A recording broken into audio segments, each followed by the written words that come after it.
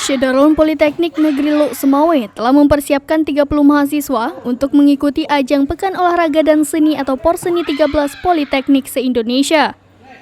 Porseni 13 ini akan berlangsung di Politeknik Negeri Banjarmasin atau Poliban, Kalimantan Selatan.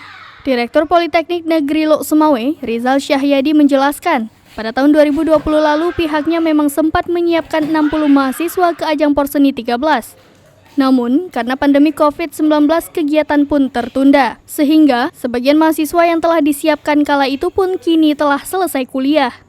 Nantinya 30 mahasiswa itu akan berpartisipasi dalam cabang yakni karate taekwondo, pencak silat, atletik, tenis meja, dan panjat tebing. Selain itu juga cabang kesenian solo pop, monolog, kaligrafi, dan fotografi. Terkait target, Rizal menyebutkan pada Porseni tahun 2018 lalu, pihaknya hanya memperoleh 12 medali, sehingga belum bisa masuk ke urutan 10 besar. Maka, tahun 2022 ini pihaknya menargetkan bisa masuk ke 10 besar. Adapun tujuan kami dari Politeknik Negeri Sumawe adalah untuk melihat perkembangan dari persiapan mahasiswa dan mahasiswi Politeknik untuk mengikuti Porseni tingkat Politeknik Indonesia di Banjarmasin dari tanggal 12 Juli hingga 20 Juli. Salah satu cabang yang kita ikuti adalah karate. Kita persiapkan 4 orang atlet dan malam ini kita melihat perkembangannya, apakah layak atau tidak diberangkatkan. Hasil evaluasi kita sejauh ini gimana?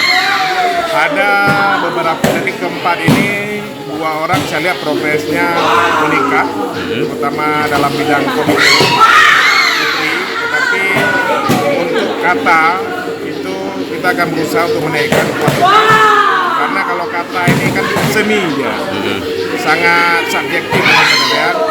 Tapi khusus untuk komite putra ini saya harap Pak Simpe Samsul dapat meningkatkan kualitas dalam 2 minggu ini, karena kita diberikan waktu 2 minggu ini untuk memasukkan nama atlet final. Dari Lok Sumawe, Saiful Bahri, Serambi On TV. Politeknik, mandiri, unggul, dan